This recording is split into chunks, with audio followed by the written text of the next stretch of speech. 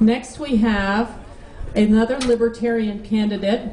She's the Libertarian candidate for Secretary of State, and her name is Cisse Spragins. She's has a PhD in physics, so she might talk afterwards with my husband, who has a PhD in mathematics. She founded and runs a manufacturing firm. Cisse Spragins.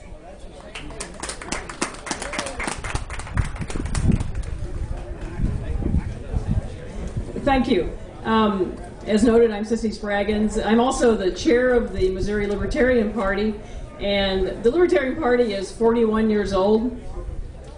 Sorry.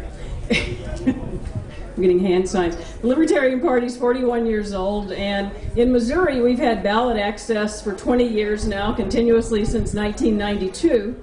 And that may not sound like a lot, but ballot access for the newer parties is quite difficult, and that's radically better than any other newer party has accomplished. So we're quite proud of that.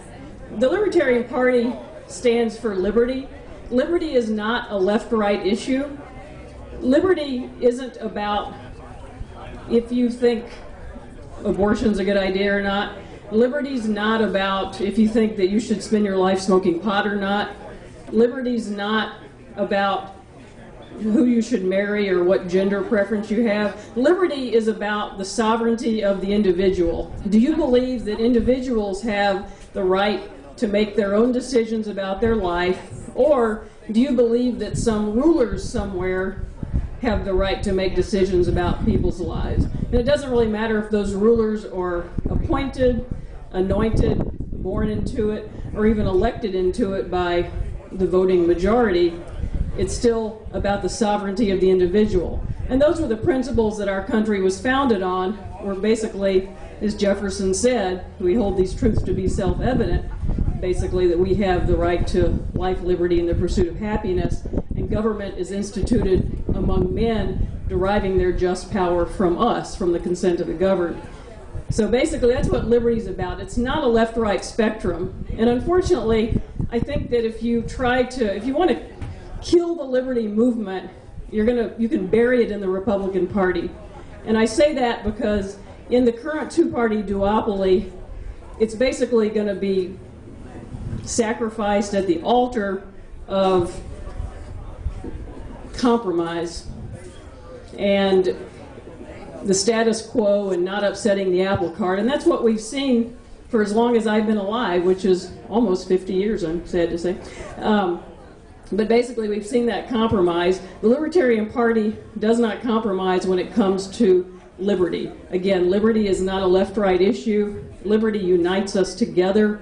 Government tends to divide. We have a good example of that on Prop B, where government is pitting smokers against non-smokers. I mean, that's absolutely ridiculous. Government pits grandparents against grandchildren with our current debt that we have that, one generation spends for the other generation to pay off. Government divides. Liberty unites us together. We're not going to agree on the small issues, but we need to agree on the big issues of what faces our nation. And another example, unfortunately, is we've had probably a really, really bad president. We've had a really, really bad president for the last 4 years. And we've had a Republican Party that's basically used the Obamacare issue as a lightning rod. And then the best they can do is nominate the guy who developed the model for Obamacare. And the only thing I can say to that is God help us. The other thing I can say, actually, is thank God for Gary Johnson. Gary Johnson is a very successful two-term governor from New Mexico. And he has a record that he can actually be proud of. He doesn't have to hide from. He vetoed 750 wasteful spending bills, which was more than the other 49 governors combined. He started with a state that was on the wrong side of every statistic, a state that was 2-to-1 Democrat. He was elected as a Republican. He was re-elected as a Republican after cutting spending and also stopping regulations and things that invaded people's privacy and people's intrusion, or the government's intrusion into people's privacy, and making business know that it was going to be safe, that they weren't going to be creating new regulations overnight. So employment grew dramatically.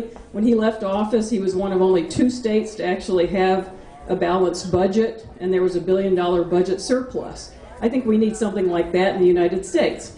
Now getting to me, I'm running for Secretary of State, and one reason I chose this office was two reasons, actually. I've been really appalled. I don't know if you know Ron Calzone. He's I think lives in Rolla, I believe. And Ron had been pushing this eminent domain petition, which has extremely strong support among voters. And watching what the current Secretary of State, Robin Carnahan, did in concert with the Missouri Municipal League to squelch that initiative has been absolutely disgusting. I mean, it truly has, and that's one of the two reasons I decided to run for Secretary of State specifically. The second reason was I live in the 40th district, which is kind of the inner city hood in Kansas City. It's a highly Democratic district, and there was blatant voter fraud in my district in 2010. The state representative, quote unquote, that I have was elected fraudulently. He allegedly won the Democratic primary by 1 vote. I'm not kidding, 1 vote. And there were multiple well-documented cases where his relatives who did not live in the district voted for him using fake addresses in the district of houses that were boarded up and everything else. And which is disgusting. I don't really care which of the Democrats won, but I think the one that won ought to be the one that's in office.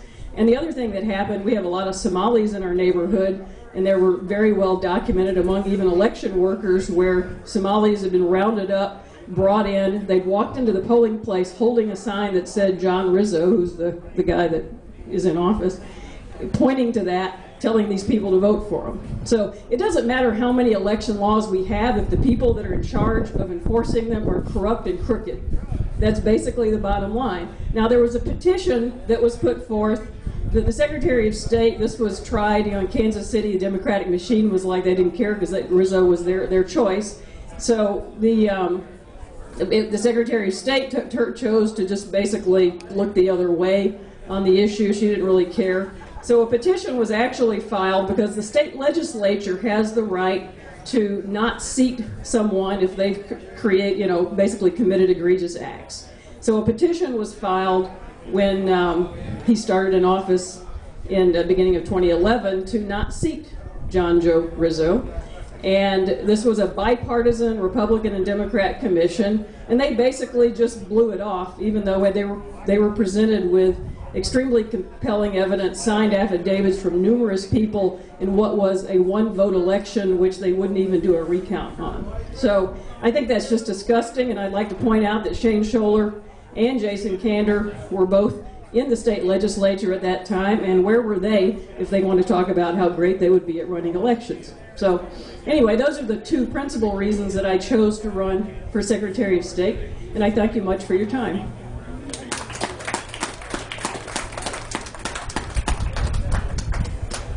Thank you very much. I do want to interject something here. There are good ideas and there are not very good ideas, and no particular party necessarily has a monopoly on all the good ideas. And I'm very thankful that these brave people from what might not normally be thought as the constituency of the Tea Party agreed to come and speak.